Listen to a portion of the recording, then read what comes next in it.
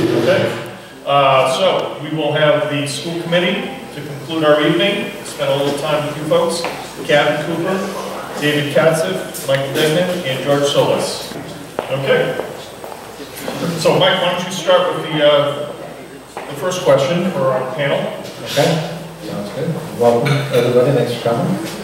So the first question I'm going to start with Kathy. And the question is, why do you want to run for DR school committee? And what would you like to accomplish as a member of the school committee? Well, I'm running for school committee. I was appointed in 2014, and then I ran in 2015 when that term was up. Sorry. That's okay.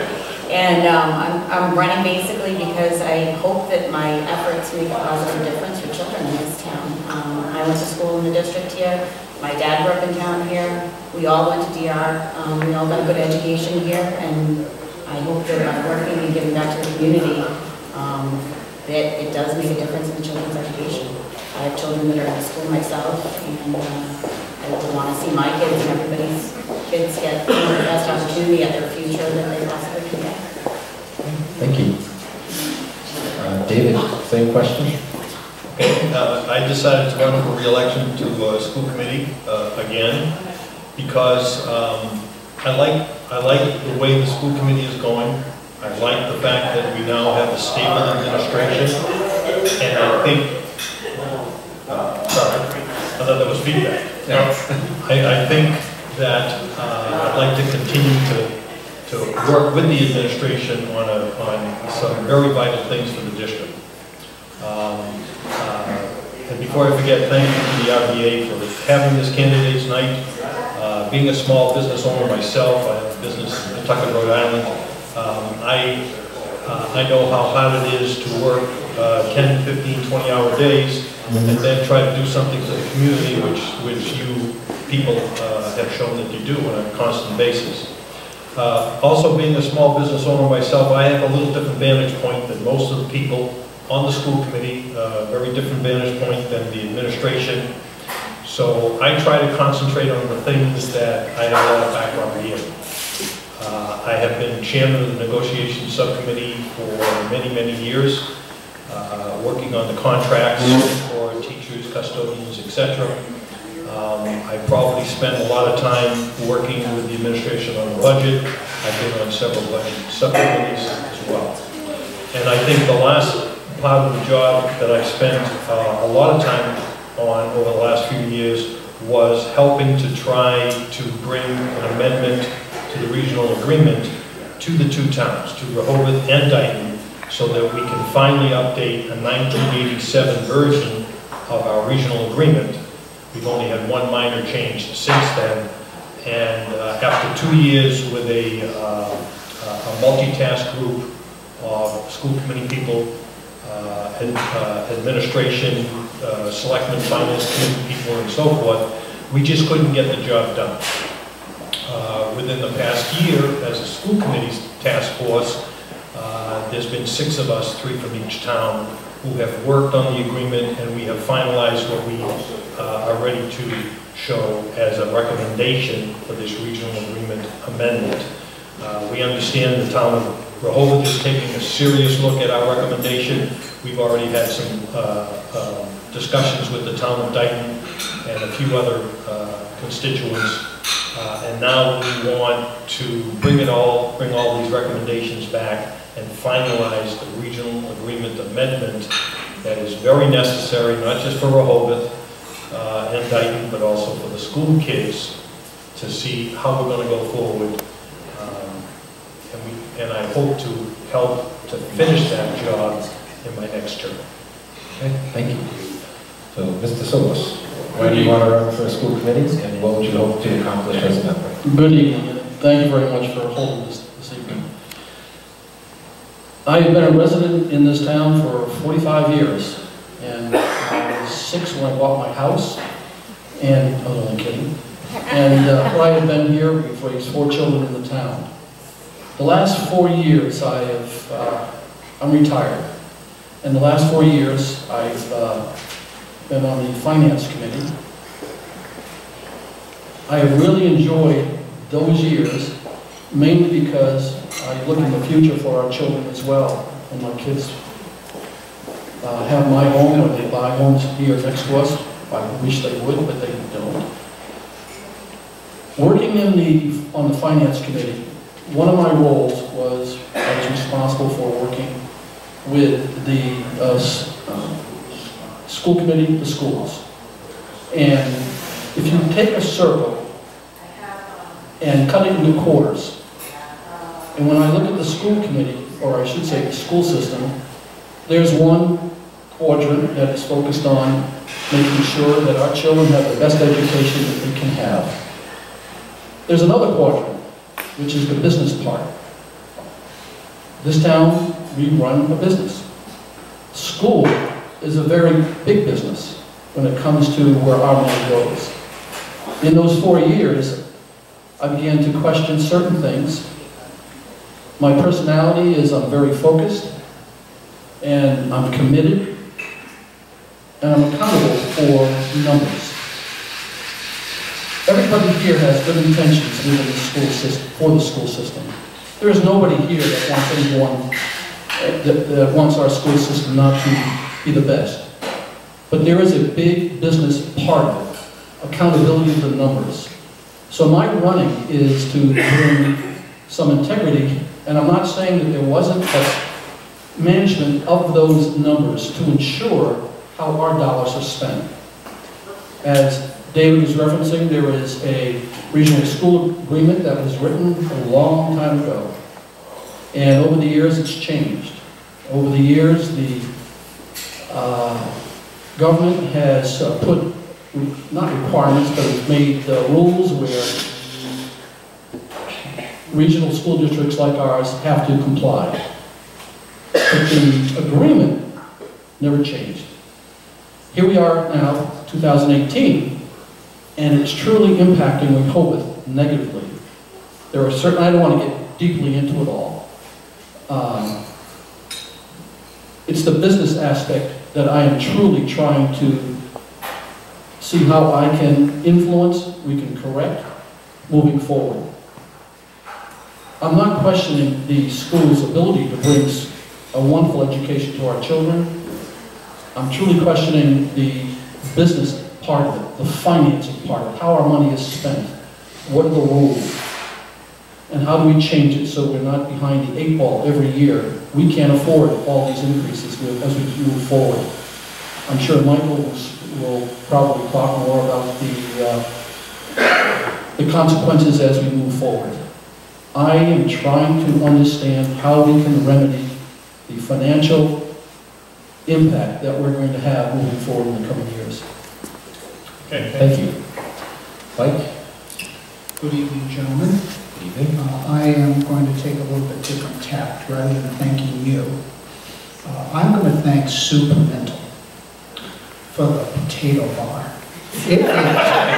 The potato bar at Hillside Country Club is the single most important advancement in the culinary industry since the invention of the spoon.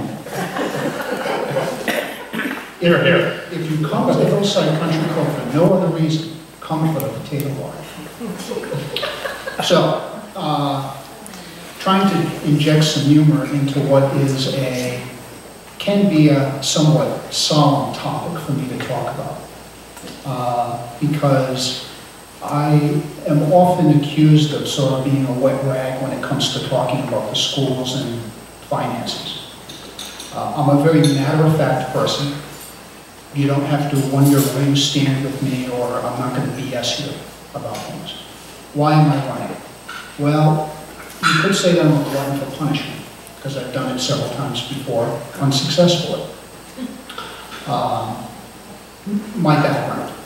I am a high-performance computing center systems manager at the University of Massachusetts, Dartmouth, where I basically manage the HPCC for the Oceanographic Research School.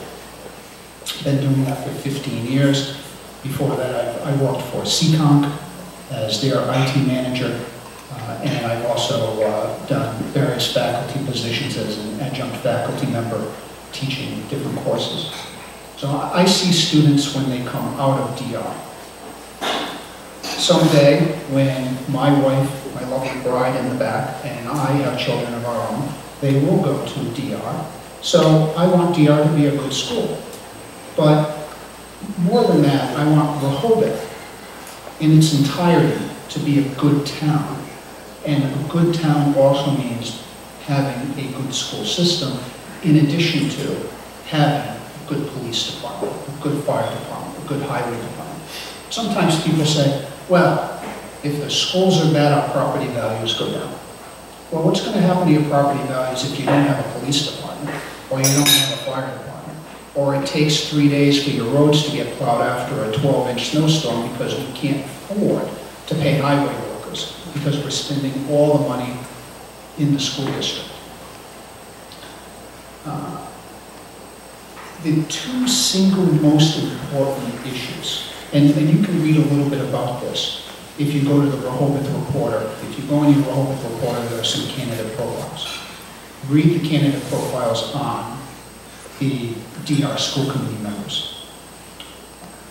The two largest issues that we have facing us here in Rehoboth from the school committee is the regional agreement and the unsustainable increases in the district budget that have occurred for the past 4 years. Now, the regional agreement, let me discuss that first. The reason the regional agreement is so very important is it dictates how education is paid for. I hope that all of you will take the time, go to the Rehoboth TV website, and review the videos of the Board of Selectmen meeting with the Regional Agreement Study Committee and the Finance Committee, and look at the work that they have done on that regional agreement. Because what you will see, if you actually watch those videotapes, is you will see a regional agreement that was proposed by the school committee, which is virtually strips Rehoboth of all its ability to financially protect itself. Basically by making it, for example, impossible to leave the district if it wanted to take its K-8 out of the district, which is an option currently under the regional agreement. It eliminates that in the new agreement. So that's one of many issues. Now, the regional agreement that came before the Board of Selectmen and the Regional Agreement Committee came out of the school committee. Well, it's funny that my opponent should talk about that, because several years ago, he mentioned a committee that failed. He was the chairman of that committee that failed. His leadership, or lack thereof, is what made it fail. And the reason why it failed is because he does not want to stand up for the hard-working men and women of this community and protect the interests of Rehoboth. And the only people that would do that were people like Skip Badney and this gentleman here to my right, and Sue McBride out there in the audience. They stood up and they would fight for the interests of Rehoboth at that committee. In fact, that committee, I had to file an open meeting law violation complaint with the Attorney General's office because they refused to produce minutes of their meetings for a year and a half. And the Attorney General's office found them in violation of open meeting law for refusing to do that, and they had to go back and then try to recreate minutes from a year and a half ago. Now, how many of you watching on television or here in the audience tonight can remember a conversation that you may have had a year and a half ago? So that's one issue, that regional agreement. If the regional agreement as proposed were to pass, it would have dire financial implications for this town. The second issue, the budget. We have seen a 25% increase in the regional school assessment to the town of Rehoboth over the past several years. It's simply unsustainable. The town can only raise, under the provisions of Proposition 2.5, about $525,000 per year. Well, when you have an $800, $900, $1.7 million increase in the assessment to the town, what other town service do we have to cut in order to fund that? There has to be balance. I have chaired the town's finance committee for several years. Some of you watched those meetings, I hope. I've also done the financial summit managed by the selectmen that we kind of go through the budget and the town finances every year. In fact, that's on Rehoboth TV as well. Watch them, if you can. So when I prepare the town budget with my committee members, we painstakingly go through every single expense requested by every department. And we build from the ground up a budget that will fund the services of the town of Rehoboth. That's called zero-based budgeting. That's not what the school department does. Catherine Antonellis, the business manager, even admitted that. We just take an amount and we add on to it for next year. That's not zero-based budgeting. So, in fact, it took my colleague here, George, for those of you that come to town meeting, you may remember that there was a big hoopla back at town meeting, 2 town meetings ago, where the roofs were being proposed. And George got up at town meeting and he questioned the financing of it because we seemed to be paying too much. It took George Solis to find that error. Why is that? Why did George find the financial error and not the members of the school committee? It's because the school committee does not do their due diligence. And I want to bring that same financial accountability that I have brought to the town of Rehoboth's departments in preparing their budget to the school committee's budget as well. All right, Mike, I'm going to stop it right there. That's Terrific job. And I'm going to give you a rebuttal, Dave. Thank you. Because I think you deserve it. Thank you very much. I don't think he was talking about you, Kat. Well, a little bit. Yeah, maybe. Okay. Anyway, I'll give Dave, why don't you have an opportunity to rebut before I get to the next question for all of you. Go ahead. And the part of it that I do want to rebut is the part of Mike's comments about the regional agreement amendment committee that was in place for a couple of years. Yes, I did co-chair it. I co-chaired it with Chris Andrade, who's a fellow school committee member who comes from the town of Dayton. That committee, after 2 years of deliberation, came up with a lot of very, very good recommendations.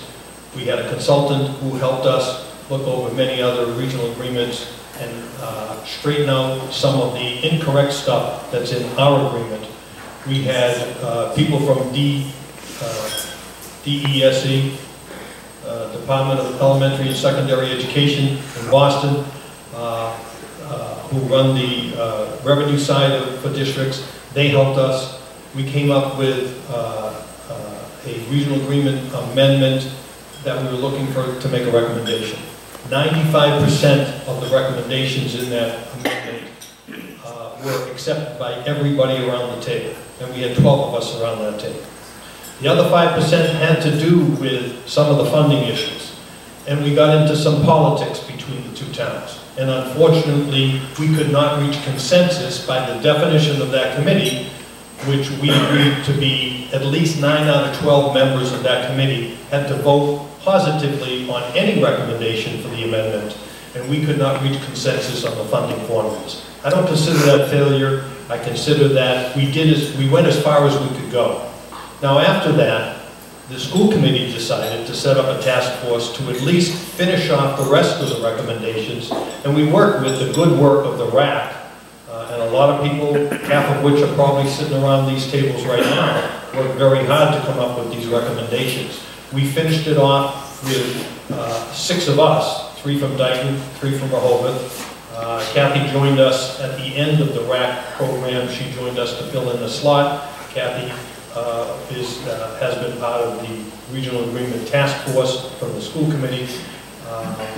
And we do have a recommendation that the task force brought to the school committee in November of 2017. Since that time, we've been trying to get feedback from everybody, both groups in town, individuals in town, and so forth, so that the school committee can make a final vote on that recommendation. And we're still in that process. We understand some groups, like Rehoboth Finance Committee and Selectmen, have decided to do some of that homework on their own. That's fine, that's great. We hope they bring that homework back to us soon.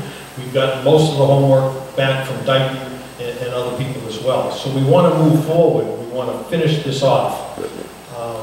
again, we have to consider all the way through the process that even though Rehoboth has 60% of the students, Dayton has 40% of the students, Dayton has as much of a say in what happens with that regional agreement as Rehoboth does.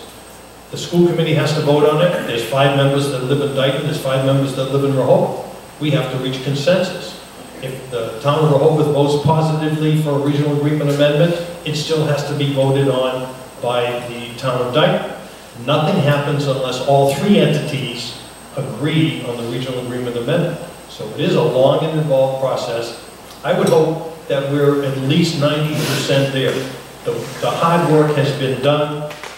Now we have to get to compromise on some of the funding issues to try to make it more fair. Yes, to our town of Rehoboth, but it also has to be fair to the town of Dayton. That's the tough part of the job. And we're ready to finish the job. All right, I wish we could get off this topic, but I don't think we're going to. No, I have something to say. Maybe I'll do it. Yep, I think you're going to have a lot more to say. The next question.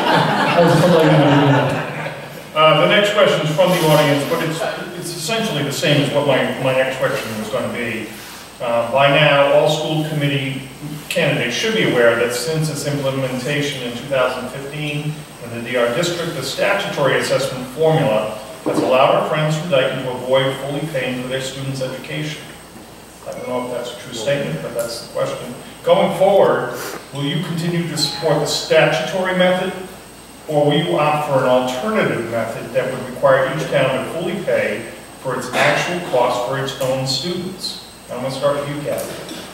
So in order to use an alternative method, it has to be a regional agreement, and there isn't one that's spelled out in the current regional agreement that's from 1987. So the school committee doesn't really have the option to vote an alternative method because there's not one spelled out on how that. You can't do it unilaterally. So you're forced pretty much to use the statutory method. However, the statutory method is not just one method. So in the new regional agreement, when we updated some of it, there were different options that were put in there, like 50-50 central office, and there were some other concessions that were made because there are different ways that you can alter the statutory method that's still a statutory method. It's potentially more equitable for certain items. So, what was the question again? Well, I think you answered the question. Okay. We can't opt out of the statutory method unless there's a full consensus. Yeah, and I mean, I before had said that, you know, if we're doing a regional agreement, it makes sense to put an alternative method in there in case things change down the road. You know, if the financial situation in Dayton changes and maybe there's a second method that can be used at a different point in time down the road while you're doing all this work, it's maybe good to put a backup plan in it now. However, there doesn't seem to be support to be doing an alternative method that's in there, so we ended up looking back more at the statutory method and how the statutory method could be altered. If we were in the upside down world, and you now are sitting in the town of Dayton, and you're not in the town of Rehoboth, you're Dayton representatives, what incentive do you have as a Dayton person to vote for anything but the statutory method? None. Because why would you voluntarily vote within a town meeting and work to voluntarily pay more than you would be legally required by your regional agreement? That's what I thought. That's a tough one. Potentially. I don't Okay, go ahead. Well, the nub of the problem is not the statutory method, which came into play before 2015. As a matter of fact, the statutory method came into play about 2008. We found out 5 or 6 years later that we, the Dayton Rehoboth Regional School District, were calculating it wrong, and that's another story for another night. But the way we're doing it now is the only way we can do it by the present regional agreement that is in place.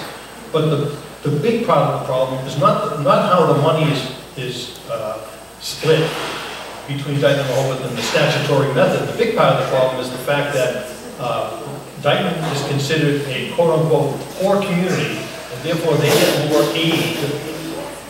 Rehoboth is considered a wealthy community by the formulas that the state uses. We don't use that. So in the minimum contributions from the two towns, Rehoboth is paying more per student than Dayton is paying per student.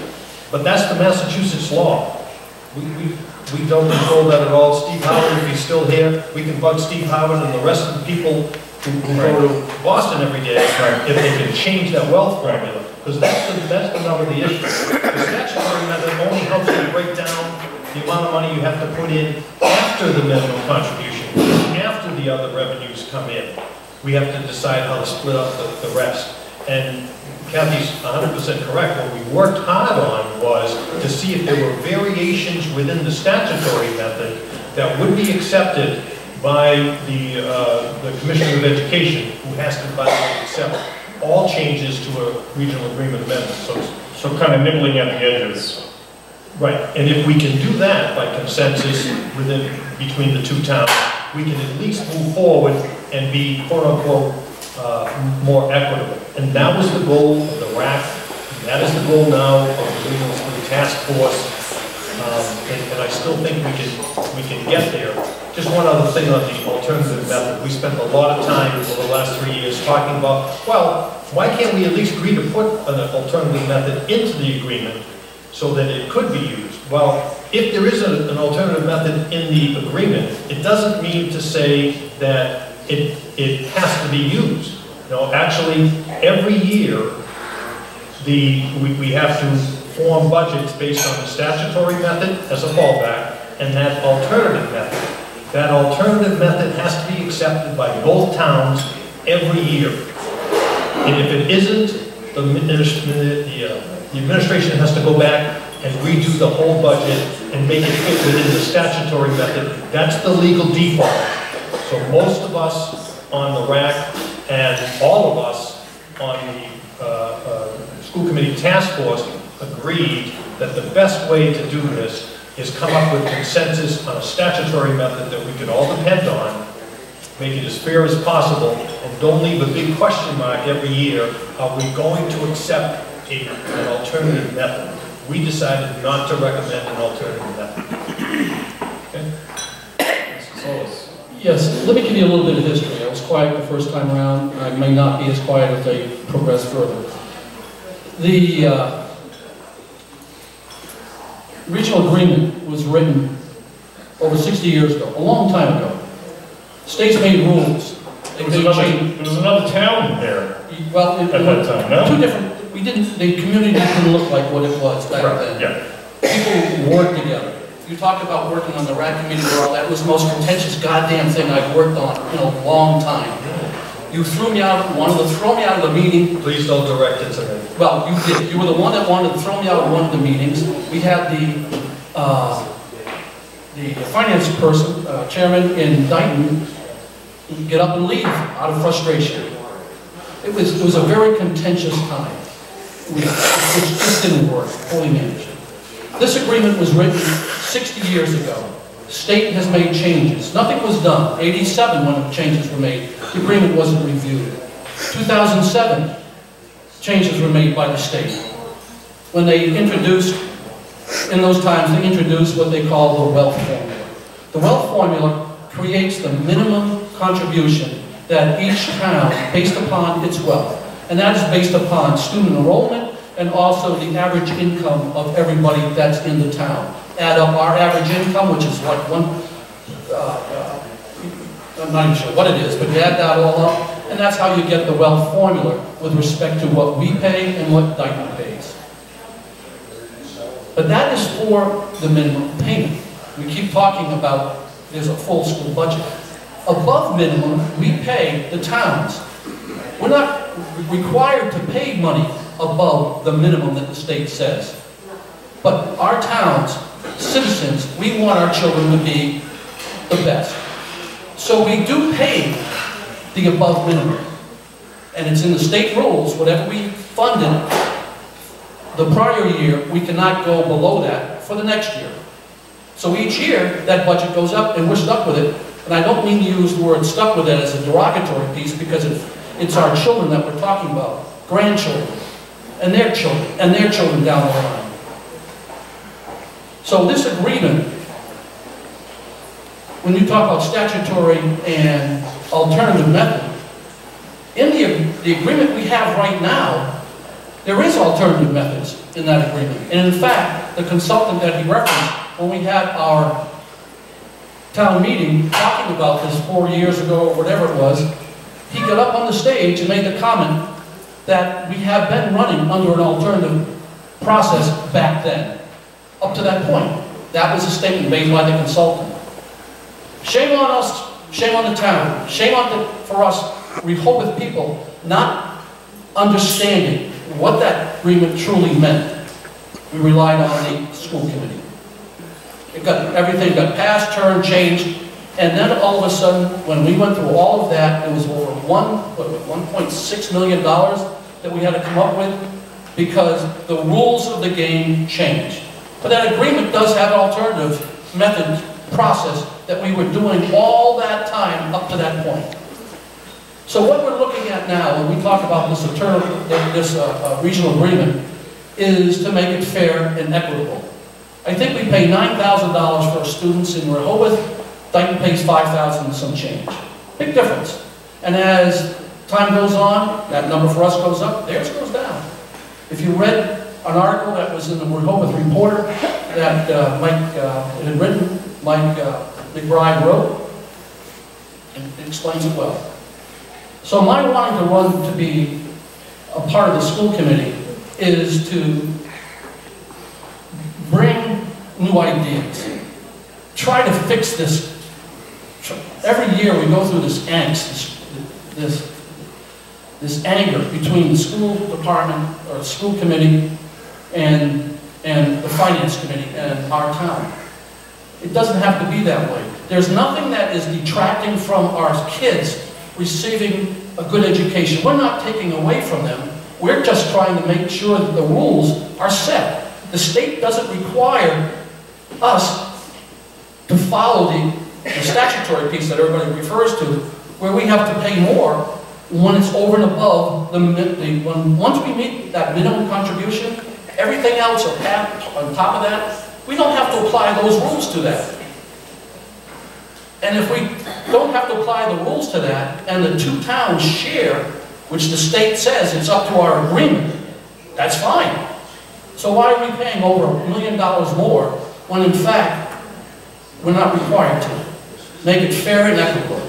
So my wanting to be on the school committee is not to second guess what the school's already doing. It is to act like a board of director individual, somebody that would have foresight, but it's the business process. It is the business understanding how our school interacts with us, how we spend our money with them. How is that money being spent? Why are we spending more than we have to? It's the school committee. As an example, you mentioned earlier, when the roof came into play. Right in the rules, Massachusetts rules, it states the school is responsible for passing all the information with respect to a warrant that will be referencing capital expenditures. It comes from the school, but it goes to the school committee. And it's the school committee that passes it to our financial, our accountant, our selectmen, to be put onto the ballot. Why isn't our finance committee in our town that are really worried about our finances has to go and inspect the school budget to make sure what's coming across is correct? Well, guess what? We were paying 70%, they were paying 30%. We walk in, myself and Sue McBride. We walk into the school. Oh, we made a mistake. What is that? It's the responsibility of the school committee to give us reviewed, financial, correct paperwork for us to make decisions. That's what I'm talking about. That's why I want to run for the school committee, because we have to ensure that there is some type of auditing process. There's going to be some review process at the school committee itself. Don't rely on the school, on the financial piece within the school. You have to check it. Okay, I'm going to hold you right there. Thank you very much. Did I do okay? You did great. Mike, same question. So the question is, what was the question? Oh, I gave the question, yes. So, I mean, you know what we're talking about. We're talking about this regional agreement still, and the statutory method versus opting for an alternative method. how and why and where and can and when and all of that. Sure. The bad thing about sitting on the end in this question is that by now everybody's eyes are glazed over. Right, right. That's why you guys get paid the big bucks. The original regional agreement was, as George indicated, written many years ago. And state law has changed significantly in terms of school funding since then. Well, a very fundamental question that our Board of Selectmen Pimento once asked was, would you sign the regional agreement today, knowing that what those laws are that have been passed? Because keep in mind, we signed this back in 1987. Well, would we sign it today, knowing about the wealth formula? And the answer to that question is no, because fundamentally it puts Rehoboth behind the eight ball. Now, as George indicated, the wealth formula is only permanent up to what the town has to pay for education as mandated by the state, which is called, sometimes collectively you may hear it referred to as the net minimum. The claim that an alternative method has to be in the regional agreement is false. In fact, if you go back to the school committee's own consultant, when he made a presentation at DR Regional High School's auditorium back, I think it was in late January or February 2014, he told people in the audience that what we had been effectively running under for the past 9 years or however long it had been since they passed this requirement is we have effectively been running under an alternative assessment methodology. So it does not have to be in the regional agreement. I fully support the concept of an alternative assessment. And let me explain to you why. The Rehoboth K-8 budget for last year, and I'm going to talk in round numbers because we could get down to the exact penny, but again, I don't want to make people's eyes really glaze over. The Rehoboth K-8 budget is around $10 million a year to educate our students in K-8.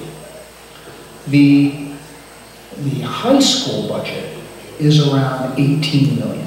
And we get roughly about $6 million, we get about $12 million in state aid, Chapter 70 money.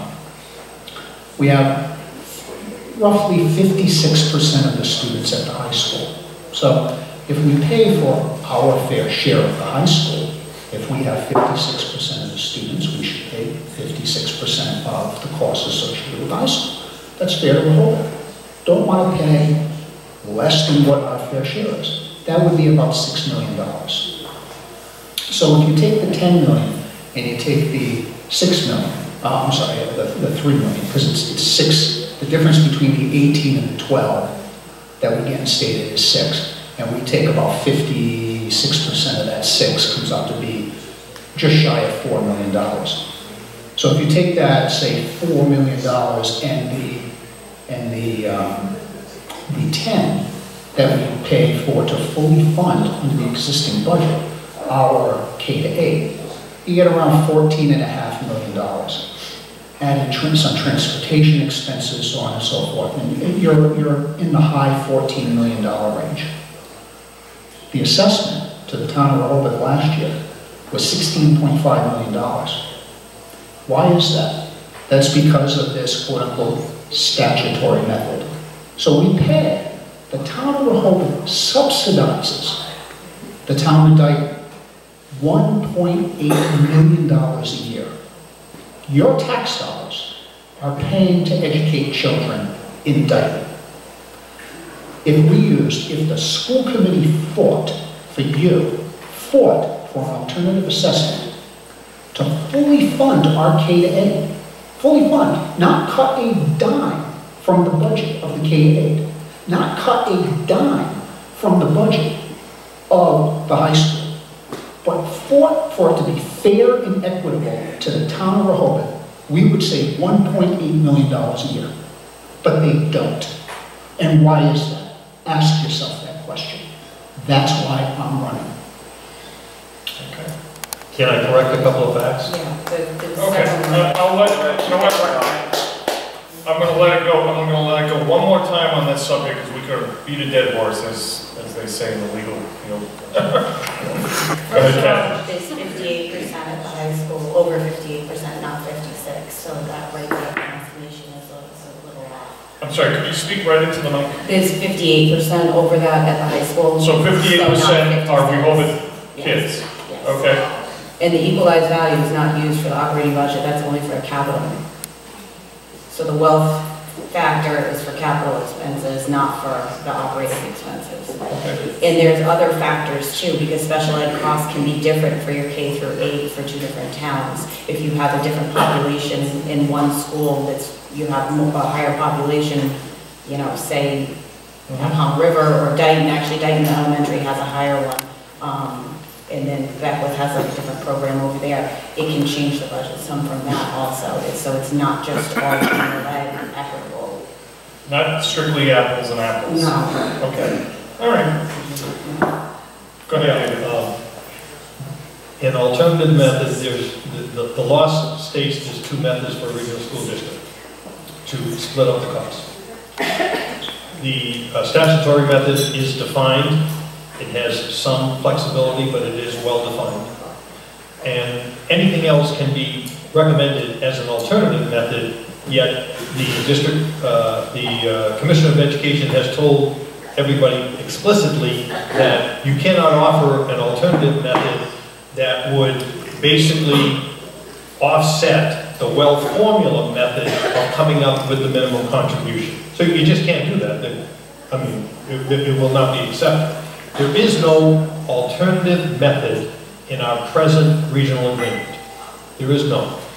You can say that there is another way of doing things, and sometimes that's called alternative, but there is no alternative method in our present agreement, therefore we cannot use an alternative method. The kind of facetious joke that the consultant made a few years ago was describing how things were done for 5 or 6 years when the statutory method was being incorrectly calculated. And by the way, the district, the Department of Elementary and Secondary Education was just as much at fault in reviewing that old formula as was the district, as was the two towns and so forth. So we got over that, and now we are on the statutory method, and some of it is broken down by our regional agreement. In our regional agreement amendment, we are recommending that the above minimum contributions from the two towns be broken down by the student population, which is the main way that most regional school districts break down their above minimum. So we are making that recommendation in the regional agreement amendment.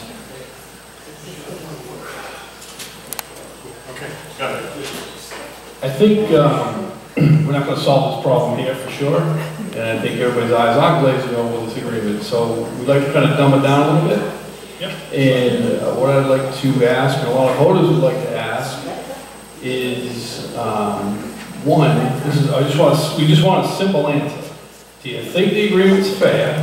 It's a yes or no answer.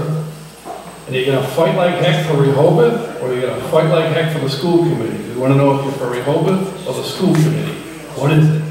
You know, if we're going to vote for you to represent the town of Rehoboth, are you going to put our best interests forward? So we want to know is this, if you make it onto the school committee and get elected, are you going to fight for Rehoboth? And the other question is, do you think the agreement's fair? Yes or no? That's simple. Start with you, Mrs. Cooper. Well, first of all, the agreement's extremely outdated. So are you talking about the current agreement, or are you talking about the proposed amended agreement? The current agreement as it stands, obviously... The current agreement is so out of date on so many things, laws that have changed, that I don't know whether... So the question was, is it fair? Is it fair to the people of Rehoboth? I mean, it's a real simple question. Do you think that agreement is fair for the taxpayers right over? I do, because I think that there's a lot of misinformation that's You out didn't tell us there. one, yes or no? Wait, can I explain myself though? No, Why? we just want a yes or That's not no. really fair. It is, because I'm asking everybody, is it fair or not? It's not fair? No, that's. No, the agreement, not the question. Is it a fair agreement? I want to be respectful, but that's not the way to answer that question. It is Well- not a yes or no. It is not a yes or no. It is a yes or no question. No, it is not a yes or no question. No, because the chapter. Well, you know what, if you want a short answer, I'll give you a short answer. But You the can't, answer- I've never seen you give a short answer yet. I want a short answer, yes or no? I'm trying to be respectful to you, buddy. I'm not passing it back. All right, can I just ask, so the proposed agreement, the one that you're proposing, and I'm assuming those of you who aren't on the committee have seen the proposed agreement, yes? Yes? You know what, you might qualify to help here. Yep. The agreement that David and, I don't know if you were on it, not the one that we spent Yep. 18 months on, I'm not talking about that one. No. They took Task and reviewed force, an yeah. agreement, Yes, and that's what Rehoboth is looking at now. that's what I think what you should do is reference the one that the 6 school committee members put together yes. that hasn't been seen by anybody other than basically Rehoboth and Dayton, and that's what we're working on ourselves now. So I think your question should be the one that the 6 members had put Fair together. enough. So is that a fair agreement I to think the it's a, folks of Rehoboth? yeah, a fair starting point to have a Okay. draft agreement. Would you agree, David, that that is going to be a fair agreement for the folks of Rehoboth? It is definitely more fair. More fair. Than the present agreement. Okay. I'll take that as a, yes. And I'll answer Tim's other question, if you want. Who are you working for, the town of Rehoboth or the regional school district? The answer is you have to do both. When you're on a regional school district committee, which is a separate entity from both of the towns, we are a governing body by itself. We are elected by the people in our town, but we have to represent both. We represent the people in Rehoboth. We also have to represent the regional school district. And unfortunately, the regional school district committee works as a separate democratic committee where at least 7 out of 10 members of the regional school committee have to agree on something to move forward. So you can't only work for one, you have to work for both. Okay. I mean, fair enough. You're trying to build consensus. I understand. Okay. George? Yeah, I don't think it is. I know it's not. It's worse than what it was the first time. But let me just address the school committee. The school committee works as an agent of the state, essentially is what, if you look at it. But we elect them. But part of what the state says is that they are responsible for communicating, being sensitive, and working with the member town, which is, I think, what you just stated. The agreement that I'm saying I think is extremely unfair. It puts more restrictions on Rehoboth than the prior one that we're trying to fix. And in fact, if there was ever a vote, do we take the new one that was put together by the school committee or live with the old one? I'd vote for the old one. Even with all its outdatedness. That is the conflict. And that's why you see me running for selectman, because I gotta tell you, it doesn't work. Short answer. Okay. Thank you, George. Mike? School committee. Part of what you heard earlier, in Washington, D.C., we have swamp creatures in Washington, well, we have swamp creatures here in Rehoboth. All right. They're creatures of the swamp. All right, we don't need to do that, Mike. So let's just answer the question. Do you think that the proposed agreement that we've all agreed is the question we're going to ask? Is that... No, it's not. Okay, fair enough. It's absolutely not Okay. fair enough. It will hurt financially the town. All right, I'm going to switch gears entirely because we could go on this for a long time.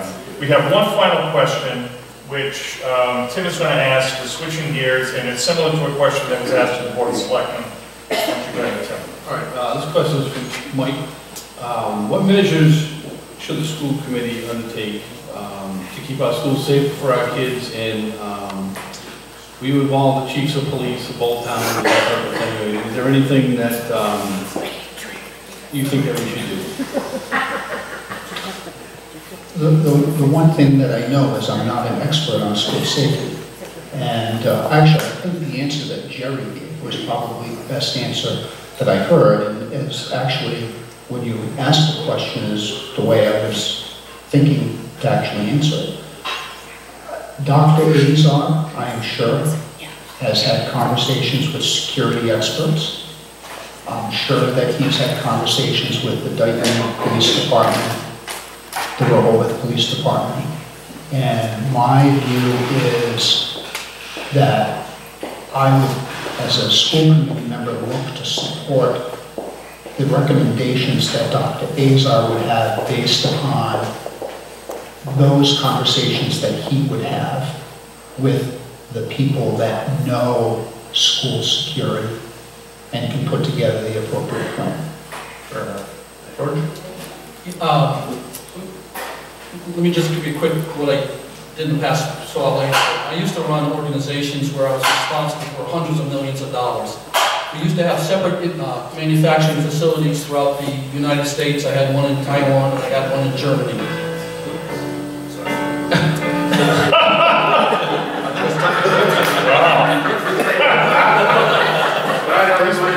Thanks for covering. Order the meal. No, hey. And the items that we used to integrate into larger components were expensive. I was not a security guru. My managers, their responsibility was to sell and manage and market and develop new customers. I had to rely on security experts. But what was more important is we had to create a fabric over and above my organization. Anybody that worked in those facilities had to think of it as a fabric above it all that they were also responsible for. Noticing if people were loitering outside, if somebody gave us some fake shipping documents so they could rob us out of the back, all of that. We needed security people, which is what we need in the school. But that fabric I talk about is the community. You watch these shootings in other areas. It's usually, it's something that had a problem, and most of the time, people already knew the individual had problems. That's the fabric that I'm talking about. The working relationship between Dayton and Rehoboth, our police departments.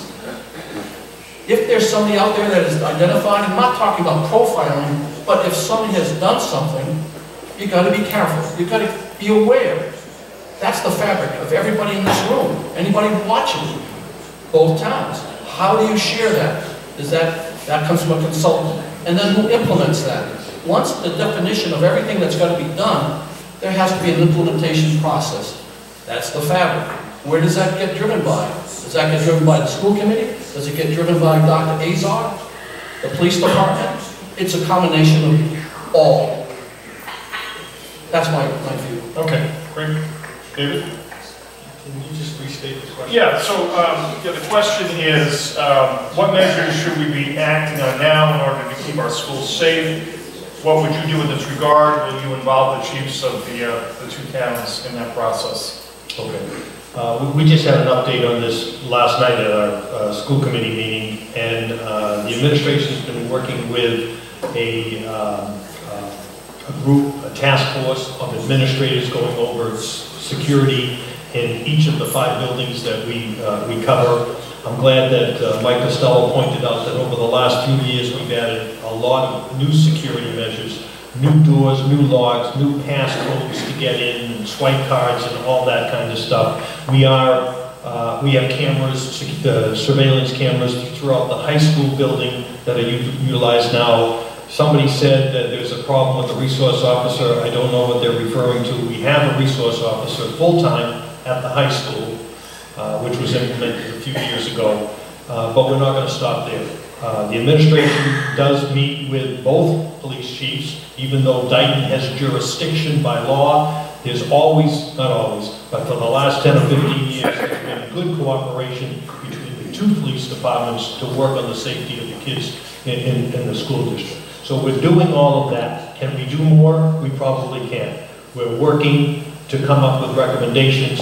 Our association, Massachusetts School Committee Association, is coming up with a lot of recommendations, having seminars where people from different districts can come and share what works and what doesn't work and so forth. We continue to work to try to ensure the most safety we can for the kids. We take that as a very serious responsibility. We own those kids once they get into the complexes of the school. And I think we're going about it the right way. I think Jerry talked about a couple of ways of maybe including more from the police departments in the two towns. And I'm going to ask that question to Dr. Azar, because I just don't know how much involvement they've had. But I think we're in the right direction. We're in a good place. We're in a much better place now than we have been 4 or 5 years ago. We're in a good place, but there are still things that we have to do to improve it. Yeah. I won't restate all the ones that he just listed, but the only other thing that we've worked on too is working on the culture and climate at the high school, because one of the things with shootings is that in all cases there's usually other children that know that don't report it ahead of time. Yeah. So if you can increase the reporting rate, that's a lot of how problems have been avoided at other schools. So Sure. they try to, get together programs where kids feel like they have an adult in the building that they can trust and talk to. When's the last time, when I went to high school, you had fire drills, right? So now they have shelter-in-place drills. They're locked. Have they had those recently at the PR? Okay, terrific. I mean, they didn't have to, but, it is what it is, right? All right, so I think we're going to wrap up. We're right at 8:30. We've been here for 2 hours. Valuable time. Seems like only 10 minutes. Right? So we're going to give you guys a chance. So on April 2nd, there are 2 seats available. There are 4 of you running for those 2 seats. And if you could keep it to less than 60 seconds, because we all want to go home, could you tell us why you should be one of those 2 seats? And why don't we start with you, Kathy?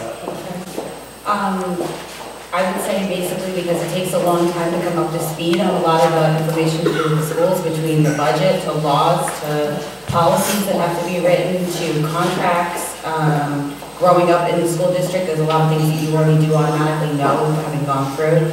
But there's, many things that it takes a long time to learn everything, to be able to read everything, and know what the different, just how everything's done as an administration. So we've got performance contracts that are been put in place in order to have heating systems in the buildings and new HVAC systems.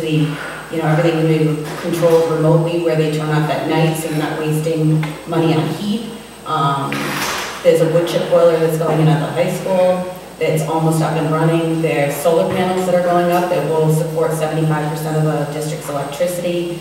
And, we're getting SREC credits. There's something called TREC credits that we're now getting for the wood chips.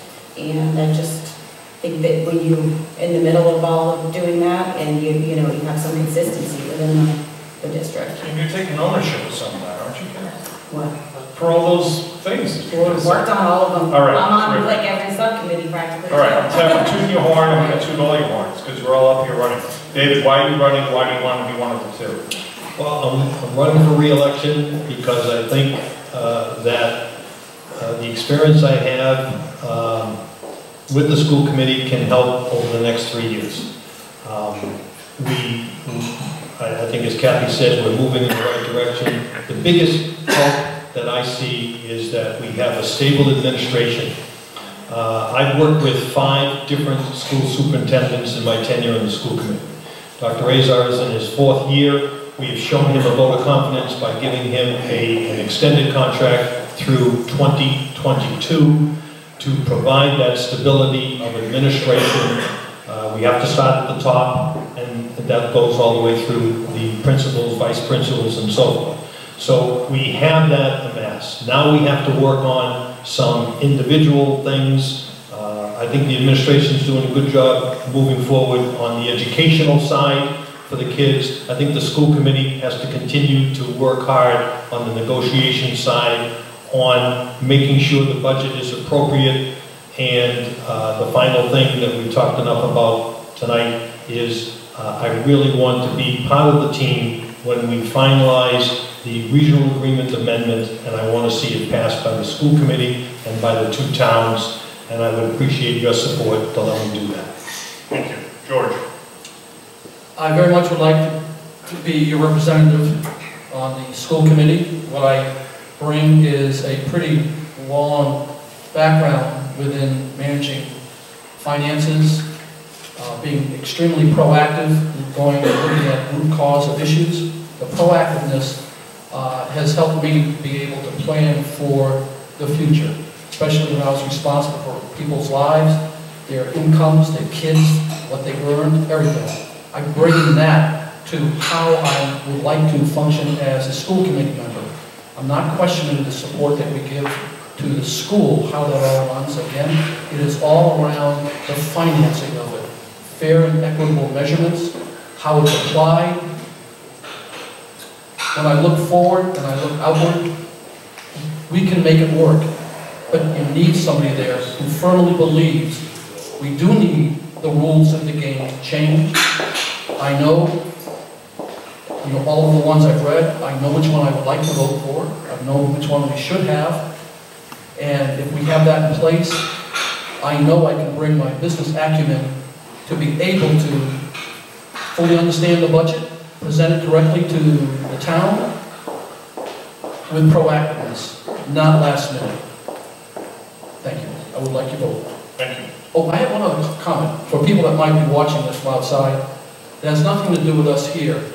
There are too many people in Rehoboth that don't vote, and people that don't go to the town meetings, nor vote. There are a lot of people. It's so important that you all show up. For Kathy, for Mr. Katzif, David, myself, or Michael, vote. Don't let it come down to just 2 or 3 people or 100 people, whatever. Very important. We need to have people vote. Thank you. Well said. And to close our evening, Mike? Thank you, Luke. On April 2nd, each one of you have a critical decision to make, and that is, who are you going to entrust the future of not only the school department, but the town as well? Whose hands are you going to entrust that with? For the past decade, I've volunteered here since I moved here for the town. I've worked on many task force, starting with Jerry Schwab back at the Revenue Enhancement Task Force years ago. Skip Batney asked me to serve on that, despite the fact that we were on opposite sides of the aisle back then. And I can say that it's been quite a pleasure to serve as the Finance Committee Chair for the past 5 and a member for almost 9 years now. And most recently, I've served as Justice of the Peace, appointed by the Governor here in Rehoboth, where I've been doing that now for 3 years out of a 7-year term. So I have a history of public service here in Rehoboth, and I would like to continue that history of public service by serving as your elected school committee member starting on April 3rd, if you elect me on the 2nd. And that's an important point that I'd like to make in closing. And that is, each one of you out there, elect me.